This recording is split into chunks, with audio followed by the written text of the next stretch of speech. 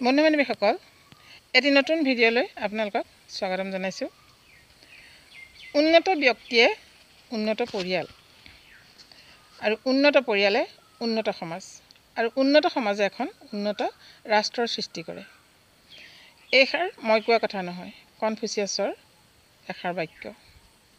মই এই কথাটোকে ক'বলৈ বিচাৰিছোঁ, আজিৰ যুগত উন্নত ব্যক্তি মানে ব্যক্তিজনে নিজৰ ঘৰখন কেনেধৰণে পৰিচালনা কৰে। কেৱল খোৱা বোৱা যোগাৰ দিয়াই নহয়, ঘৰখনৰ চাৰিওটা দিশ ব্যক্তিজনে পৰিচালনা কৰিব লাগিব। মানে খোৱা লোৱাৰ পৰা ধৰি মিলা মিছালৈকে। আৰু সেইখিনি যদি শান্তিপূৰ্ণ হয়, তেতিয়াহ'লে আমি এজন উন্নত ব্যক্তিৰ ঘৰ বুলি ক'ব পাৰোঁ। আৰু সেইকাৰণেই কনফুচিয়াছে কৈছে যে উন্নত ব্যক্তিয়ে উন্নত পৰিয়াল। হয়, আজিৰ ভিডিঅ'টিত মই এখন ঘৰৰ বিষয়ে ক'বলৈ গৈ আছোঁ। এখন ঘৰত আজিকালি চব ছিংগুল পৰিয়াল।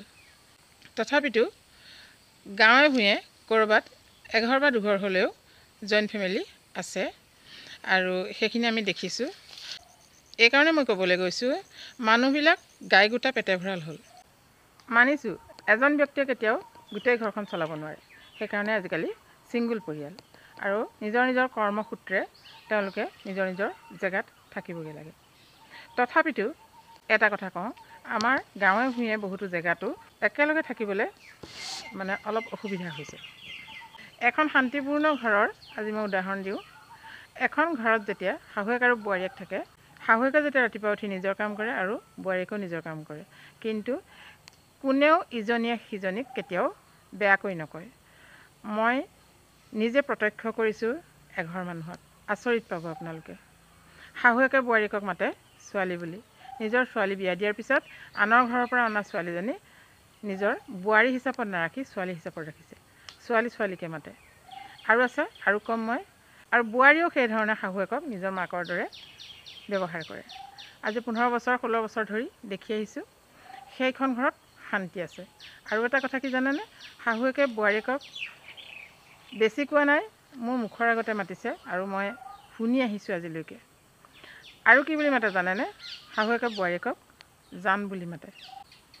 আচৰিত হৈছোঁ মই নিজে, কাৰণ এনেকুৱা এখন ঘৰ মই সঁচাকৈয়ে দেখা নাই। গতিকে সেইখন ঘৰত শান্তি নাহি কোনখন ঘৰত শান্তি আহিব? লাগে নিমখ ভাতেই খাওক। তেনেকুৱা জ্ঞানী মানুহ থাকিলে আমাৰ সমাজ উন্নত হ'ব। সেইকাৰণে প্ৰথমে মই বাক্যষাৰ কৈ ল'লোঁ।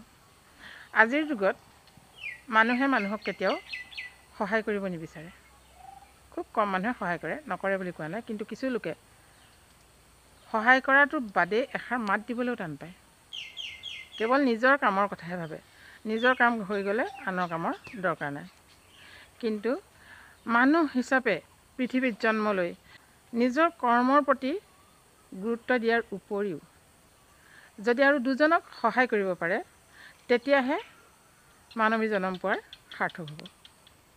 গতিকে মই খাওঁ, মোৰ হওক, আৰু কাৰো কথা দৰকাৰ নাই, এনেকুৱা কথা যি চিন্তা কৰে, সেই চিন্তা কৰা ব্যক্তিসকলক লৈ কেতিয়াও এখন সমাজ আগবাঢ়িব নোৱাৰে। কথাখিনি কেনেকুৱা পাইছে আপোনালোকে নাজানো, কিন্তু মই মোৰ ফালৰ পৰা যিখিনি মই পাই আছোঁ সেইখিনিহে কৈছোঁ। সেইকাৰণে মই ঘৰখনৰ উদাহৰণটো দি ল'লোঁ। তেনেধৰণৰ মানুহক চাই আমি আগবাঢ়িব লাগে। আৰু তেনেধৰণৰ মানুহ যদি 10 ঘৰো থাকে, তেতিয়া সমাজখন উন্নত হ'বই। প্ৰতিজন ব্যক্তিয়ে যদি প্ৰতিজন ব্যক্তিৰ কথা চিন্তা কৰে, তেতিয়া আমাৰ সমাজখন এনেকুৱা হ'বলৈ কেতিয়াও নাপায়। আৰু কোনেও দুখত থাকিবলগীয়া নহয়। পইচা দিব নালাগে, টকা পইচাই মানুহক সহায় কৰিবও নোৱাৰে, নালাগেও কৰিব। কিন্তু এষাৰ মাত, এটা আলোচনা, তাতকৈ ডাঙৰ বস্তু একো নাই। কালি হায়াৰ ছেকেণ্ডেৰী ৰিজাল্ট দিছে, দিয়াৰ পিছত সেই পাছ কৰা ষ্টুডেণ্টছখিনিক সান্তনা দিবলৈ আমি কোন কিমান গৈছোঁ। কিয়? মাক আৰু বাপেকৰ সাংঘাতিক চিন্তা, ল'ৰাটোৱে কি পঢ়িব, কি কৰিব, যিটো যুগ হৈছে। গতিকে সেই সময়ত সেই মানুহঘৰলৈ এপাক মাৰিব লাগে। আমি সেই মাতষাৰ দিবলৈ যাব পৰাও আমাৰ যদি ক্ষমতা নাথাকে, তেতিয়াহ'লে কেৱল আমি নিজৰ কথাই যদি চিন্তা কৰি থাকোঁ, তেতিয়া সমাজখন কেনেধৰণে আগবাঢ়িব, আৰু আমাৰ ঘৰখন বা কেনেধৰণে আগবাঢ়িব? নিজৰো ল'ৰা ছোৱালী আছে নহয়।